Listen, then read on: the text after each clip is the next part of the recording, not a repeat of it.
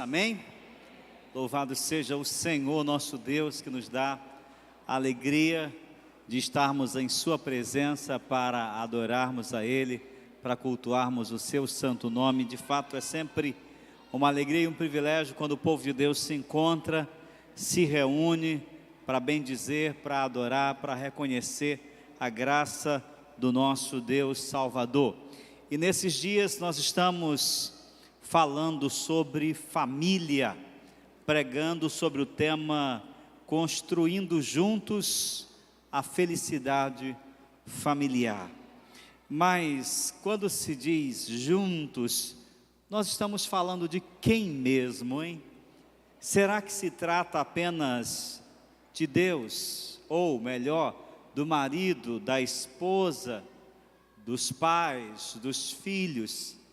Quem é que constrói a felicidade no lar? A quem nós podemos responsabilizar? A quem nós podemos atribuir a alegria de um lar feliz, a alegria de um lar alegre, a alegria de um lar abençoado por Deus? É importante salientar, antes de mais nada, que quando estamos falando de família feliz, nós não estamos nos referindo a uma família que não tem problemas. Não é uma família que não tem problemas, porque está nesse mundo, está à mercê de enfrentar problemas e adversidades. E todas as famílias, inclusive famílias que amam a Deus e que são amadas por Deus, enfrentam problemas. Uma família feliz não é uma família próspera, apenas próspera materialmente. É também, mas a felicidade não se restringe aos bens materiais, aos bens de consumo que uma família tem, que uma família possui. Você pode ter uma mansão, você pode ter muito dinheiro no banco, você pode ter muito dinheiro investido, seus filhos podem estar muito bem na vida, mas a família ser um lugar triste, tão fúnebre quanto um cemitério. E há muitas pessoas assim, que estão cobertas de bens materiais, mas o lar é uma tragédia. O lar é um lugar de muita tristeza e de muita dor. Felicidade familiar não é dizer que a família feliz é aquela que os filhos estão bem e que eles estão progredindo e que só há sucesso dentro de casa e que não há adversidades. Não é isso. Uma família feliz, ela pode enfrentar problemas, ela pode enfrentar adversidades, mas o que estamos definindo como família feliz, à luz da palavra de Deus, é sobretudo uma família centrada em Deus, em sua palavra, uma família que cumpre os propósitos, desígnios de Deus nesse mundo, uma família que cumpre a missão para a qual Deus a estabeleceu, para a qual Deus a criou. E a missão de Deus para todas as famílias nesse mundo é, sem dúvida, glorificar o seu nome, trazer glórias a Ele, pelo modo de viver, pelo modo de ser, pelo modo de trabalhar, pelo modo de amar. Mesmo em momentos difíceis, em momentos de adversidades, a família feliz à luz da palavra de Deus, ela tem como foco, e de fato isso faz, ela glorifica a Deus em toda e qualquer situação. E eu quero convidar você para irmos ao Salmo de número 127, para dele derivarmos a nossa reflexão nesta noite, à luz da palavra do Senhor. Aliás, ele mesmo esse salmo é mesmo a palavra de Deus ao nosso coração, e dele nós vamos trazer uma reflexão para o seu coração, para a sua vida, para a sua família nesta noite. Eu quero ler com você. Por favor, acompanhe a leitura e leia comigo o texto que está projetado. Vamos ler bem devagar, bem pausadamente. Juntos. Se o Senhor não edificar a casa, em vão trabalham os que a edificam. Se o Senhor não guardar a cidade, em vão vigia a sentinela.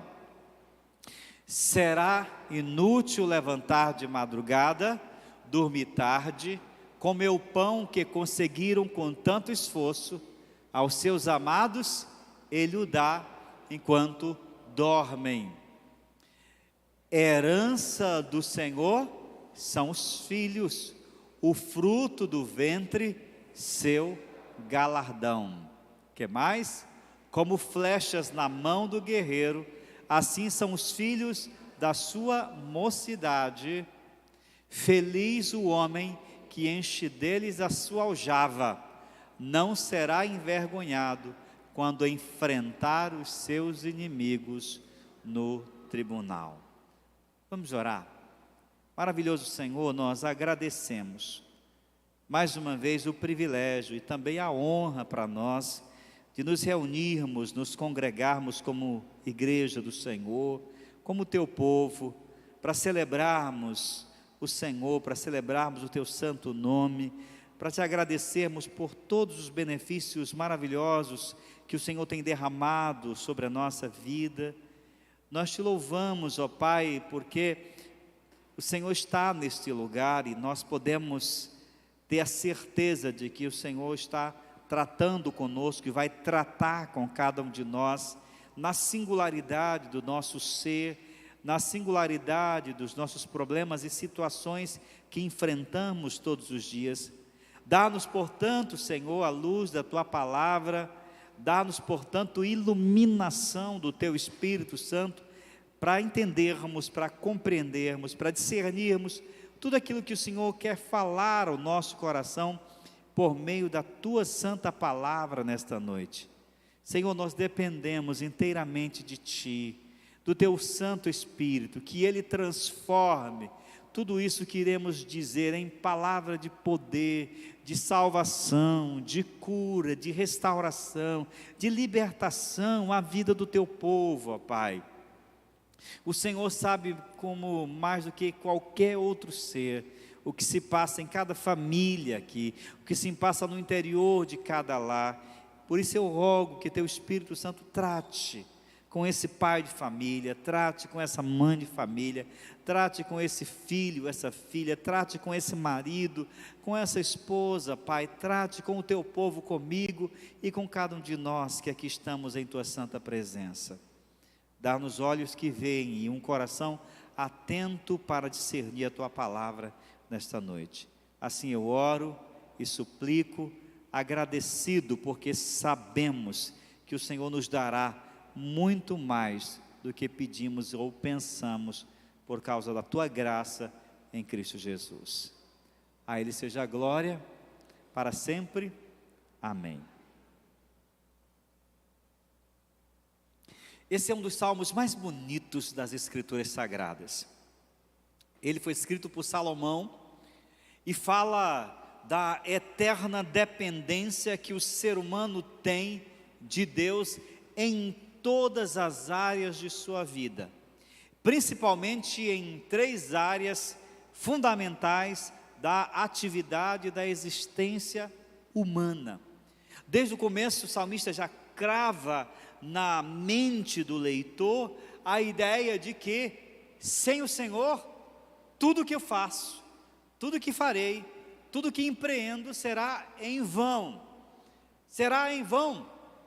Aqui usando a expressão latina tomada por uma cidade europeia, nisi dominus frustra est, quer dizer, sem o Senhor é tudo em vão, é tudo inútil.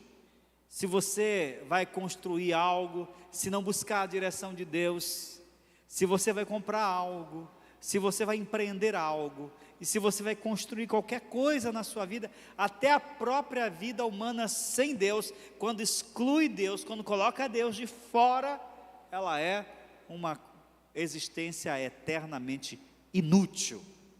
E ele começa dizendo, em 3 áreas da vida: se o Senhor não edificar uma casa, quem está trabalhando nela, trabalha em vão.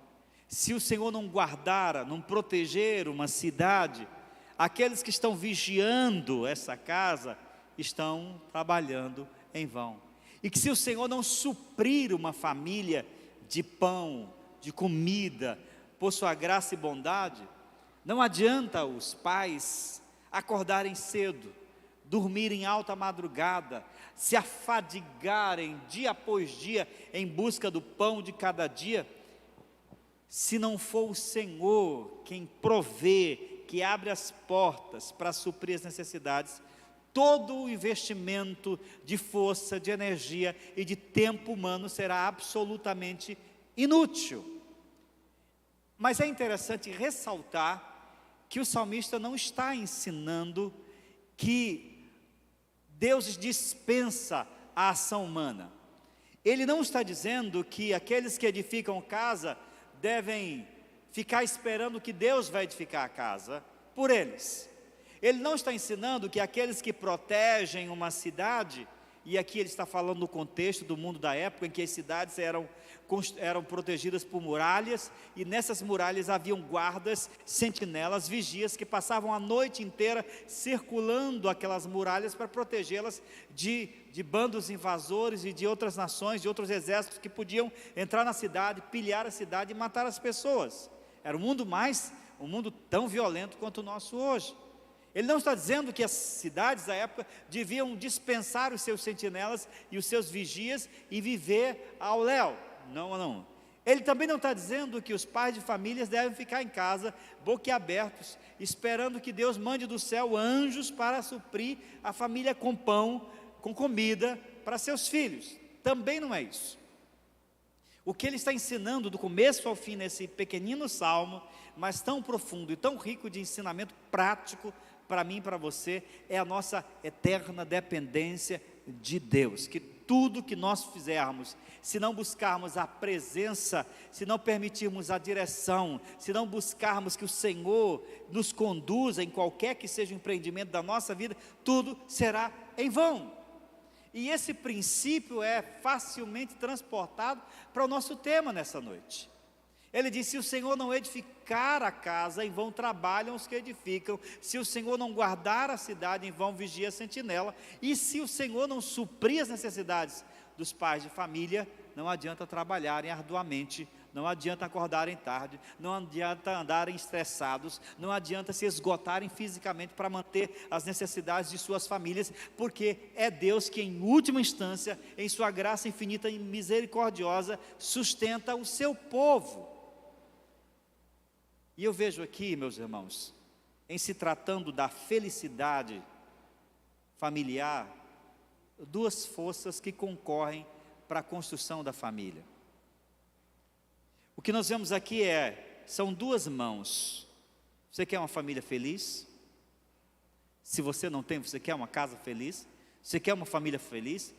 Pois bem, uma família feliz é construída a duas mãos. Uma mão humana e uma mão divina. A mão divina não dispensa a mão humana. A mão humana não pode prescindir da mão divina. Eu vou repetir. A mão divina não dispensa a mão humana. E a mão humana não pode prescindir, não pode dispensar a mão divina. Do começo ao fim, o salmista tenta impregnar em nossa mente, em nosso coração, essa ideia de que é Deus, e uma família feliz, para a construção de uma família feliz, precisa concorrer essas duas forças, precisa entrar na obra essas duas mãos, o esforço, o empreendimento, o trabalho humano e, é claro, o divino, amparando tudo e todas as coisas. Por isso que estou chamando hoje essa mensagem de os dois lados da felicidade familiar. Os dois lados. E eu queria que a gente considerasse esses dois lados nesta noite, procurando discernir qual é o meu lado, o meu papel, a minha missão dentro da minha casa, dentro da minha família, o que que eu como pai, o que que eu como esposo, o que que eu como parte da minha família tenho que fazer para que a minha família seja um lugar feliz. Eu não tenho a menor dúvida de que Deus quer que as nossas casas sejam lugares de bênção. Deus quer que as nossas famílias sejam uma espécie de antessala do céu. antessala do céu. Que tudo que de bom que há no céu, de paz, de harmonia, de alegria, de felicidade, que há no céu, haja também dentro da minha casa, haja também dentro da minha família, que a minha família seja uma espécie de gozo antecipado daquilo que eu e que todos aqueles que amam a Deus vão desfrutar na eternidade. Mas vamos considerar primeiramente um lado dessa construção, porque, aliás, antes de mais nada, é preciso deixar bem claro, nós colocamos construindo juntos a felicidade familiar. Considere primeiramente que uma família feliz é uma construção. É preciso haver uma construção intencional dessas duas forças, dessas duas mãos, dessas duas participações para a construção dessa família. Um casamento bem construído, um casamento harmonioso, um casamento feliz não nasce pronto não, meu querido. Se você quer um casamento feliz, você quer um casamento abençoado, você tem que compreender que você é parte dessa construção, e que se você não fizer o seu trabalho, você nunca terá um casamento, você nunca terá um lar feliz. Quando ele diz, se o Senhor não edificar a casa, ele diz, em vão trabalham os que edificam, mas há aqueles que estão edificando, há aqueles que estão trabalhando na edificação. Se o Senhor não guardar a cidade, em vão trabalha, em vão vigia a sentinela, mas há aqueles que estão vigiando. Deus não está mandando as sentinelas ir embora e nem os homens deixarem de trabalhar, e que se o Senhor não prover o pão de cada dia para os pais de famílias, eles nada conseguirão. Ele não está mandando os pais de famílias ficarem esperando tudo cair do céu. É preciso haver essa força conjunta, essa concorrência, esse sinergismo, essa junção dessas duas forças, o trabalho, o esforço, a intencionalidade humana e a ação divina. E quando se trata da construção da felicidade familiar, é preciso discernir papéis, função, desempenhadas primeiramente pelos cônjuges, esposo e esposa. Há muitas pessoas que reclamam do casamento, há muitas pessoas que estão muito satisfeitas com o casamento. Talvez alguns de vocês nesta noite possam me dizer tal coisa: pastor, eu estou muito satisfeito com o meu casamento, não está nada bom, meu relacionamento com minha esposa não está bem, ela também não está bem comigo, nosso relacionamento está em crise, e talvez até vocês tenham pensado em coisa muito pior, um divórcio, coisas desse tipo. Mas antes de mais nada, você precisa compreender que a felicidade de um casamento é feita através do exercício da função, dos papéis de marido e esposa. A primeira pergunta, quando alguém me diz tal coisa, que eu faço para esse homem ou para essa mulher é: meu irmão, minha irmã, e você está fazendo o quê para mudar essa realidade? E segundo, você está desempenhando o seu papel, você está desempenhando a sua missão, você está sendo o marido que a sua esposa quer, que a sua esposa deseja, que a sua esposa sonha e almeja? Você está sendo a esposa que o seu marido, que ele tanto quer, que ele tanto aspira? Porque nós apontarmos os erros dos nossos cônjuges é muito fácil. Difícil é quando a gente se olha, quando a gente se enxerga e vê a nossa indiferença, e vê aquele marido distraído, que não ouve mais o coração da esposa, aquele marido distante, que não é mais carinhoso, aquele marido distante que não investe mais, aquele marido distante que abandonou o romantismo há muitos anos, há muitas décadas, aquele marido distante que trata a esposa como uma irmã, ou muito pior, como uma desconhecida, aquele marido tão frio quanto os pinguins lá no Polo Norte.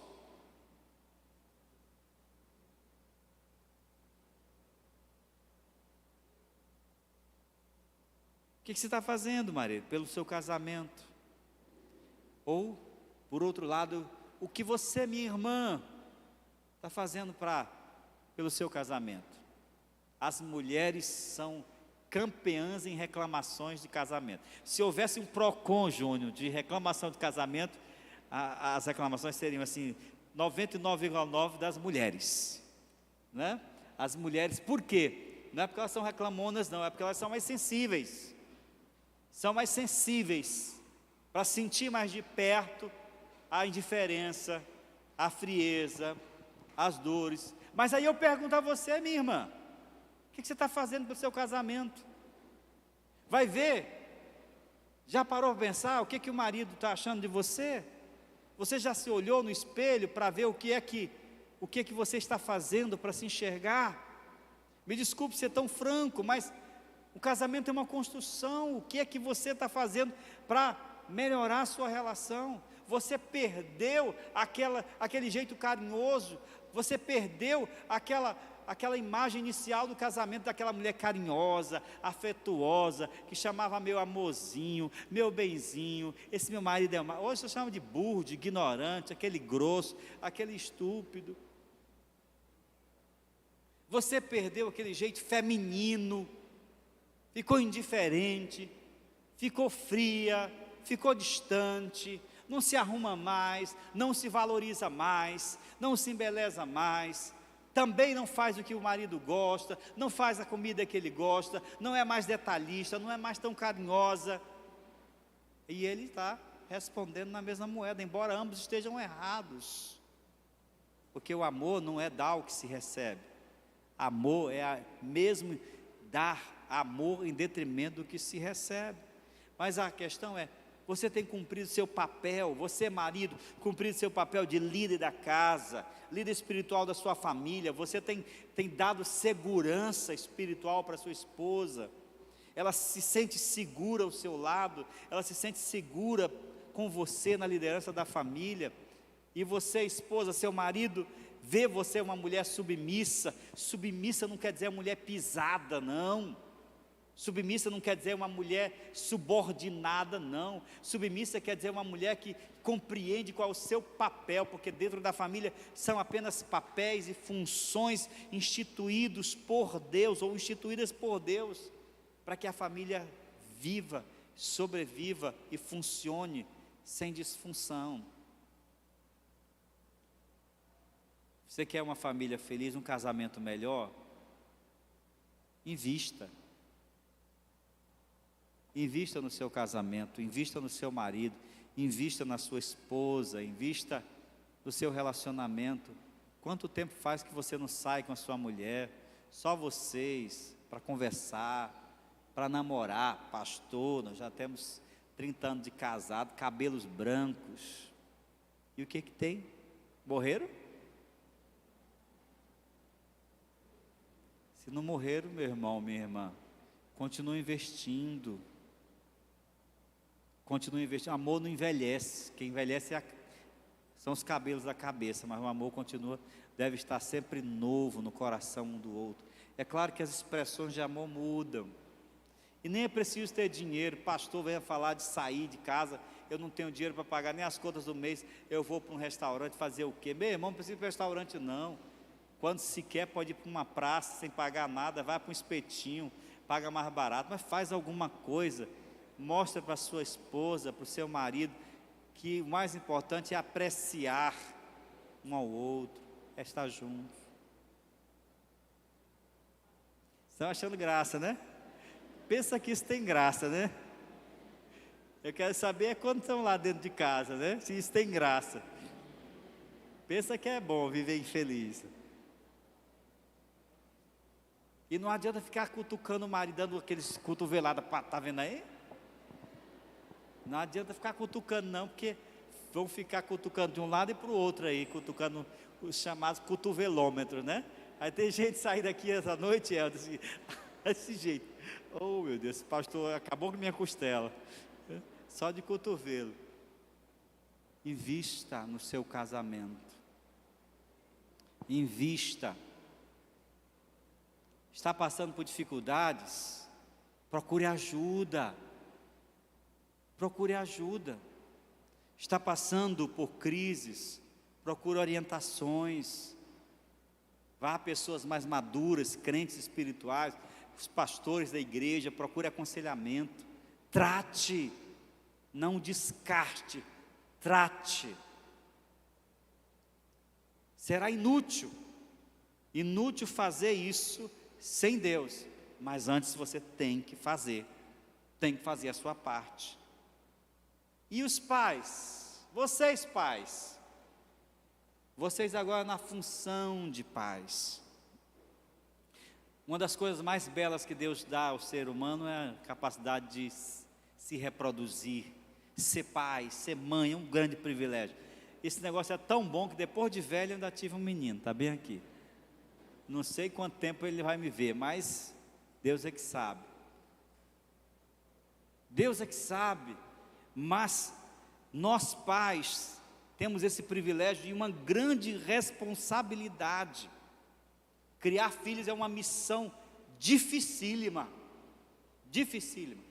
porque não se trata apenas de colocá-los no mundo, mas de amá-los, de educá-los, de criá-los, e exige um esforço tremendo, ser pai, ser mãe. É por isso que tem gente que diz assim, eu não quero ser pai, porque, sim, meu irmão, eu posso até te compreender que você não queira, porque dá muito trabalho, dá mesmo, porque criar gente dá trabalho, mas a pessoa que vem a esse mundo e não quis, porque não quis ter filhos, ela perdeu um grande privilégio da vida do ser humano. Nós como pais temos a missão de educar, de ensinar o caminho que a criança tem que andar, que ela deve andar, para que ela não se desvie dele. Isso demanda tempo, isso demanda recurso. A Bíblia descreve no Salmo que nós lemos, no verso 3, que os filhos são herança do Senhor. O fruto do ventre é o galardão do casal, é o prêmio que o casal recebe. Nós não podemos olhar os nossos filhos e vê-los como estorvos, como impedimentos ao nosso progresso material, apesar de que eles custam muito mesmo. Depois que você forma um filho, se você for colocar na ponta do lápis o que você gastou com ele, vou te dizer, é muito caro. Mas isso é um privilégio, é uma honra, porque quando nós recebemos um filho, nós recebemos uma herança de Deus. É uma herança para darmos continuidade à nossa própria família, ao nosso nome, à nossa posteridade. É a única forma de humanamente continuarmos eternos nesse mundo, é através da família. Enquanto os meus descendentes estiverem nesse mundo, eu ainda estarei neles. Os meus genes, a minha genética percorrerá suas veias até o fim da humanidade. É a eternidade na presença do plano humano. É um privilégio, mas demanda tempo. E hoje as pessoas não valorizam mais a ideia da criação de filhos e principalmente não percebem o quanto isso é importante. Nós pais temos que investir, não só materialmente falando, mas tempo, vida espiritual na vida dos nossos filhos, reproduzir a nossa fé na vida deles, fazer com que eles amem ao Senhor. Nós devemos criá-los na disciplina do Senhor. Interessante que o salmista disse, quanto mais, melhor é ainda. Ele diz que os filhos são como uma flecha na mão do guerreiro. São flechas que o guerreiro destina dar a essas flechas, a esses filhos, o alvo que ele quer dar. São os filhos da mocidade. Feliz é aquele, no verso seguinte, verso 5 diz, que felizes são aqueles que enchem dessas flechas a sua aljava, ou seja, que tem muitos filhos, para não somente dar continuidade à sua existência, à sua posteridade, mas também para protegê-lo nos dias maus. Como é que os filhos vão lembrar de você, pai? Como é que os filhos vão lembrar de você, mãe? Mãe é uma coisa extraordinária, sabe? Eu acho que não existe uma outra criatura mais singela da existência humana do que é mãe. Ela se doa, ela se entrega, ela desenvolve uma relação mesmo, como diz a irmã Toinha, uma relação simbiótica com o filho, e cuida, e trata, e ama, e educa a vida inteira. Meu Deus, como é tão glorioso, extraordinário a missão de uma mãe, o papel de uma mãe de verdade. Mas criar filhos, não somente colocá-los no mundo, é uma missão sagrada. Você e eu devemos estar empenhados em ensinar os nossos filhos a amar o Senhor e a cuidar deles, e é nosso papel treiná-los para que eles amem o Senhor e não tragam desgosto para a nossa família. A fé em Cristo Jesus é um fator supremo para a felicidade dos nossos filhos. Não se trata apenas de dar a eles a mesma religião, mas de garantir de que eles de fato continuarão cumprindo os propósitos de Deus no mundo. Uma revista americana, um tempo atrás, fez uma pesquisa histórica sobre os descendentes de 2 homens do século XVIII. Os estudiosos pegaram um homem ateu e um pastor e estudaram os descendentes, estudaram a genealogia deles, a posteridade deles até a atualidade, e descobriram algo interessante. Preste muita atenção.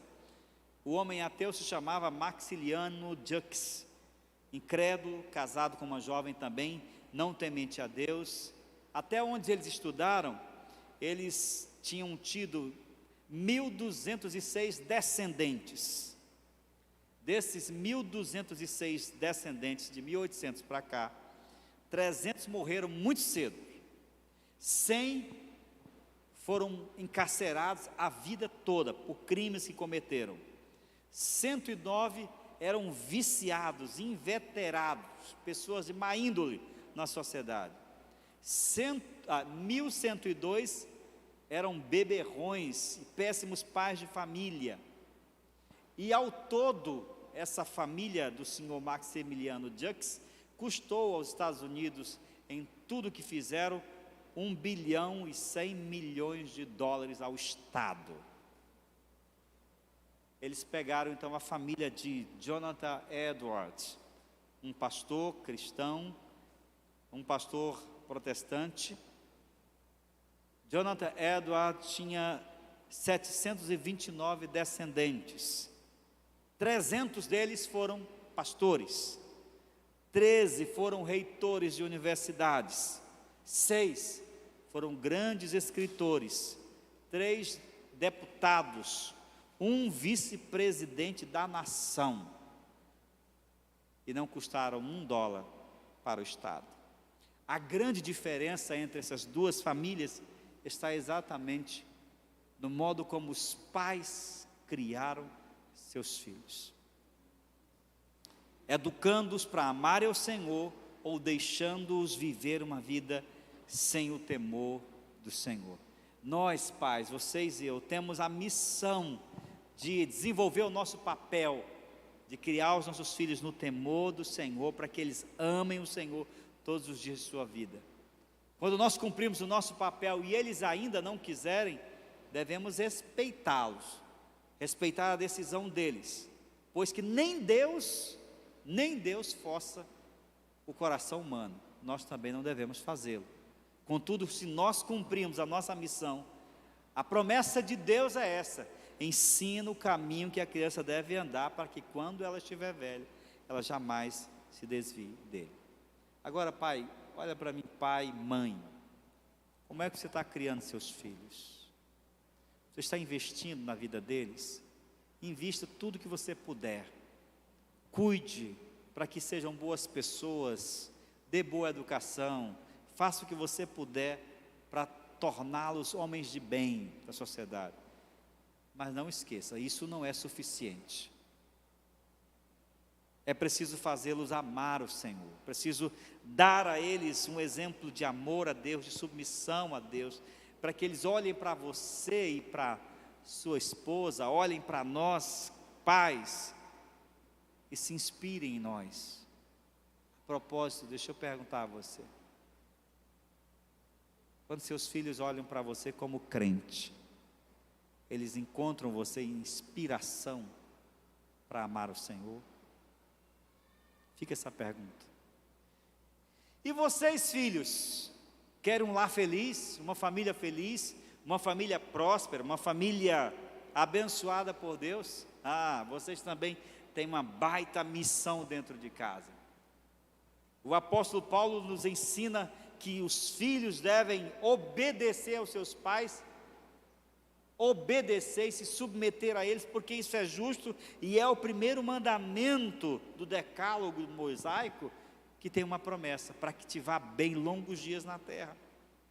Irmãos, não tem coisa mais triste, filhos, mais pungente para um pai, do que filhos que trazem amargura, do que filhos que trazem tristeza, do que filhos que desapontam, do que ter filhos desobedientes. A coisa que mais alegra um coração de um pai é ter um filho obediente, um filho amável, um filho submisso, um filho que honra, que respeita.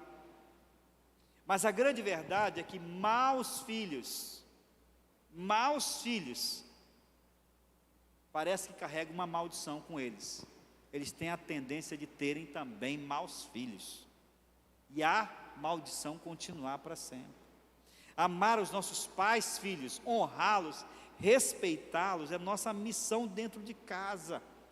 Olhar para sua mãe, para o seu pai com reverência, com honra, com respeito, com uma admiração quase sagrada.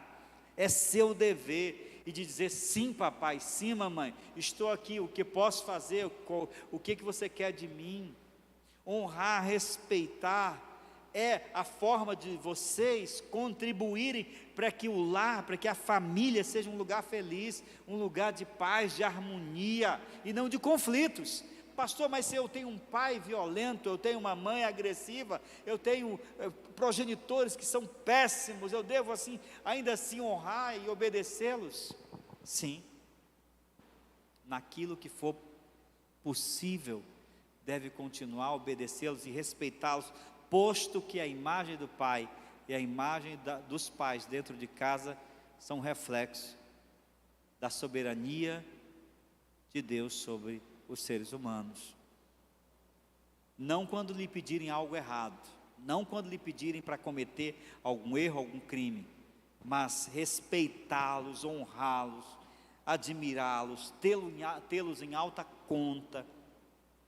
Filho, você quer no futuro ter filhos? Você quer uma família abençoada no futuro? Comece fazendo a sua parte nessa agora. Como é prazeroso para quem tem filhos aqui, sabe? Olhar para um filho obediente, um filho que dá gosto, prazer, que dá satisfação ao pai. Mas que tristeza, né, irmãos? Que tristeza, que punhalada no peito de um pai é ter um filho ruim. Que tipo de filho você é para o seu pai? Qual foi a última vez que você deu razão para os seus pais se orgulharem de você?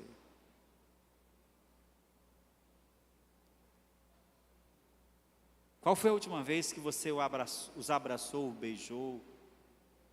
Irmãos, nós vivemos uma geração tão ingrata. Hoje parece que quanto mais os pais fazem pelos filhos, menos agradecem, e mais ingratos são, e mais cobram, e mais exigem. Vivemos uma época tão difícil, em que os filhos mudaram, mas os pais também mudaram. No momento em que pais deixam de cumprir sua função, filhos também fazem o mesmo. A felicidade no lar requer esforço, irmãos, dos cônjuges, dos filhos, dos pais. É preciso a concorrência dessa força. Se não edificar a casa, em vão trabalho, mas tem que trabalhar. Se não vigiar a cidade, mas tem que vigiar. Se não suprir as necessidades, mas tem que suprir. Agora, já chegando aqui perto da primeira parte, final, você está cumprindo a sua missão? Você está fazendo a sua parte dentro da sua casa, para que seu lar seja um lugar de bênção, um lugar feliz? Eu espero que sim. Mas em último lugar, o lado divino da construção da felicidade está claramente estabelecido no Salmo. Pode voltar para o Salmo, meu irmão. Quando ele diz: se o Senhor não edificar, se o Senhor não guardar, se o Senhor não suprir. Aqui o salmista deixa muito claro que qualquer empreendimento humano sem a dependência de Deus é inútil. É inútil. É Deus quem me dá forças para que eu, como pai, saiba criar os meus filhos. É Deus que me dá discernimento para que, como marido, possa amar e cuidar da minha esposa. É Deus que guia os meus filhos, que submetendo-se a Ele, eles possam viver em comunhão, em união dentro da minha casa. Sem Deus não dá, é tudo vão. A nossa dependência de Deus é fundamental para que os nossos lares possam dar certo. Os lares que estão vivendo, a maioria dos lares que estão totalmente destruídos, arruinados, arrebentados, é porque, em primeiro lugar, pode prestar atenção, expulsaram Deus de dentro de casa. Deus não significa nada para ninguém. Muitos lares, muitas famílias é um grupo de egoístas vivendo juntos. Só isso. E quando Deus não faz parte daquela casa, meus irmãos, tudo que ela faz é ruir, é quebrar, é falir. Mas quando o marido é um homem temente a Deus, quando o pai é um homem temente a Deus, quando a mulher, a esposa é uma mulher temente a Deus, quando aquela mãe é uma mulher que teme a Deus, quando aqueles filhos amam ao Senhor e são muito tementes a Deus, aquele lar é o lugar onde Cristo se sente à vontade, para morar, para habitar. E uma família onde a dependência de Deus é construída pela piedade, uma vida piedosa. É uma família que prioriza o reino de Deus, que busca os valores do alto, que participa dos valores eternos. Uma família que entende que Deus é importante, primeiramente, cultiva o estudo individual da Bíblia, da palavra de Deus, das Sagradas Escrituras. Motiva uns aos outros a oração individual. Qual foi a última vez que você se preocupou se seu filho está orando? Você tem se preocupado sobre a vida espiritual do seu marido, da sua esposa? Você, marido, que é o líder e sacerdote da sua casa, tem cuidado da espiritualidade do seu lar? No Ministério de Homens a gente tem batido todas as reuniões: homens, assumam o seu posto, porque os lares estão sem líderes espirituais, sacerdotes.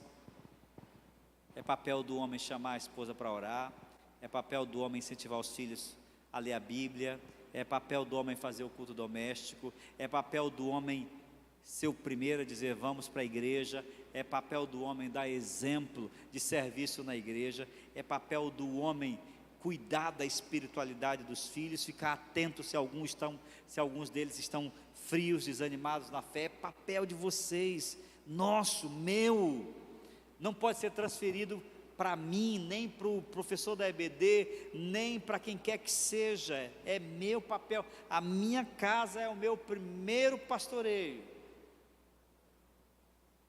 A minha esposa, os meus filhos são as minhas primeiras ovelhas. Se eu fracassar lá, eu também não terei autoridade para dirigir um rebanho. Não deixe que ninguém tome esse privilégio que é seu, marido. Cuide da espiritualidade da sua esposa. Diga: Senhor, vem construir a minha casa, vem edificar a minha família, vem guardar a minha casa. Seja esse homem de fé, esse homem de oração, esse homem temente a Deus, esse homem que trabalha, faz sua parte, mas se não se esquece por um só momento, que sem Deus não dá. Sem Deus não dá. Sem Deus não dá. Nossa dependência de Deus acontece quando nós entendemos que Ele é a fonte de todo o bem que precisamos.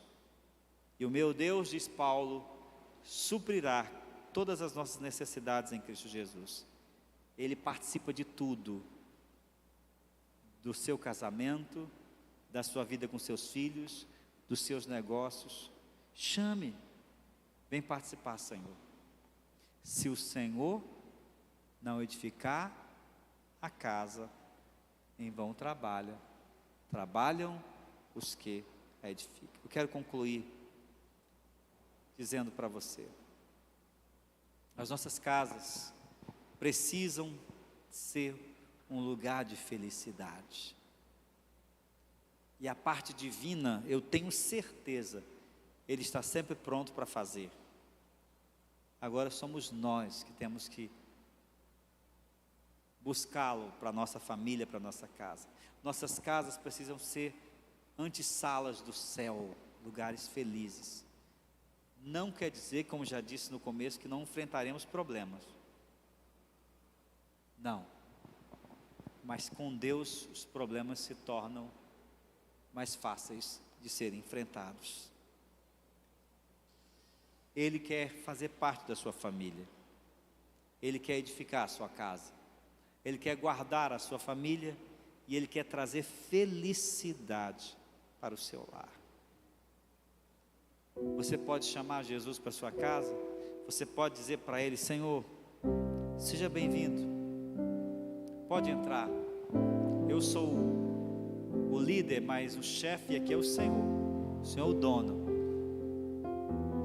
Senhor, entra na minha casa, na minha sala de estar, na minha cozinha, na vida dos meus filhos, do meu marido, aqui tudo pertence ao Senhor. Eu quero que a minha casa exale o bom perfume da presença do Senhor,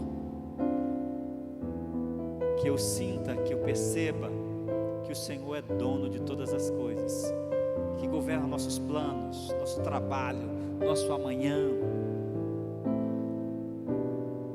Irmão, sem Deus não dá.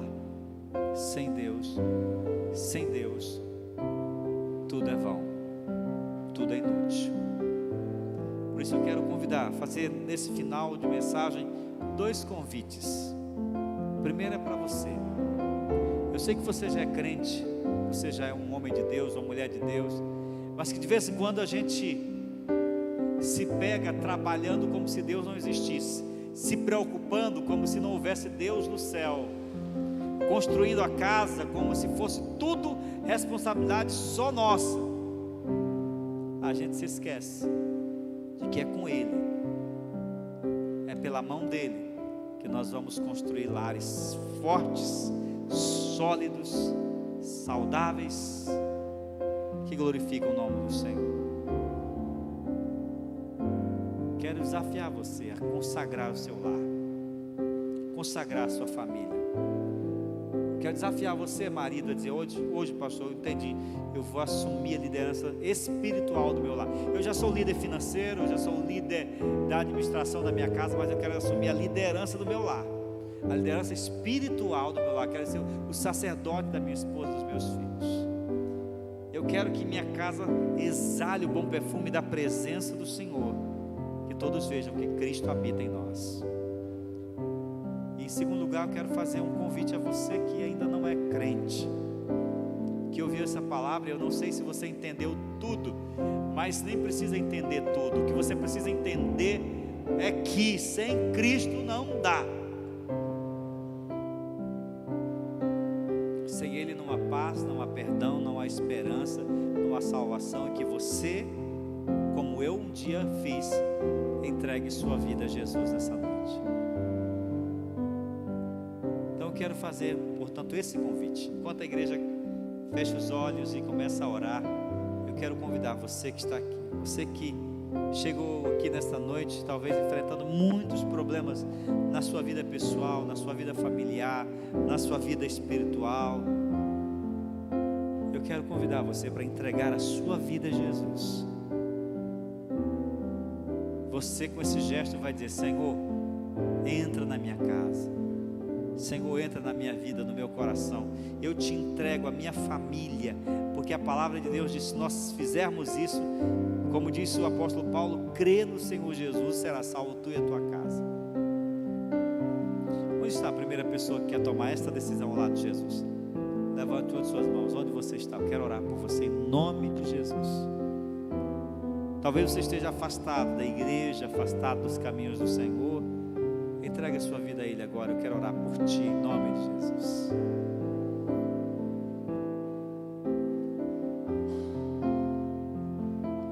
lugar, eu quero convidar você que já é crente em Cristo Jesus.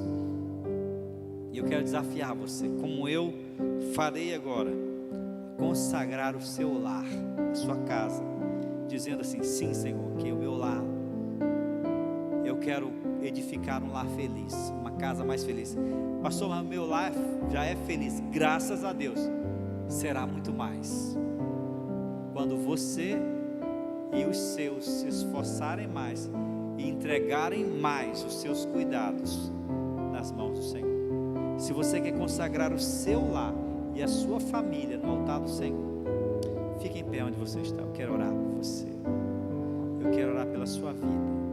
Mas não fique em pé só porque eu estou pedindo, mas porque há um desejo do seu coração. Eu quero que a minha casa, eu e minha casa serviremos a Deus. E você vai profetizar: eu e minha casa serviremos. Eu quero que Cristo seja o Senhor pleno da minha família. É isso que você quer?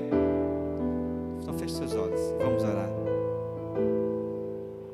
Senhor nosso Deus, nosso Pai, a Tua palavra é poder de Deus para mexer conosco, para tratar com o nosso coração. Bendito é o Teu nome, Senhor. Exaltado seja o nome do Senhor para sempre.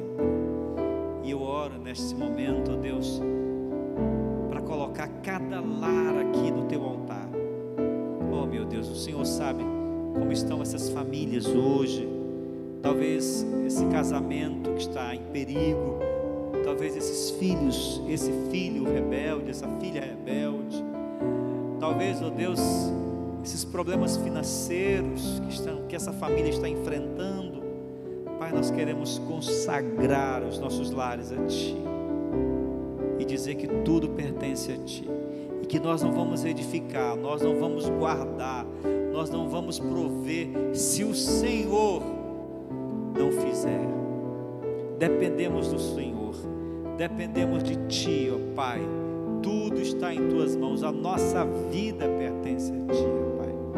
Abençoa o meu lar, abençoa o lar desta pessoa, deste irmão, desta irmã, agora mesmo, em nome de Jesus. Intervém nesse casamento, ó Pai. Retira essa amargura, retira essa frieza, retira essa tristeza desse coração. Resgata esse casamento agora, em nome de Jesus, ó Pai. Quebra as cadeias, correntes da frieza, do desamor, do desafeto. Pai, eu oro por esse lar, por esses filhos, por essas preocupações que nós agora colocamos todas em Teu altar, para que o Senhor reine, para que o Senhor governe os nossos lares. Em nome de Jesus nós oramos.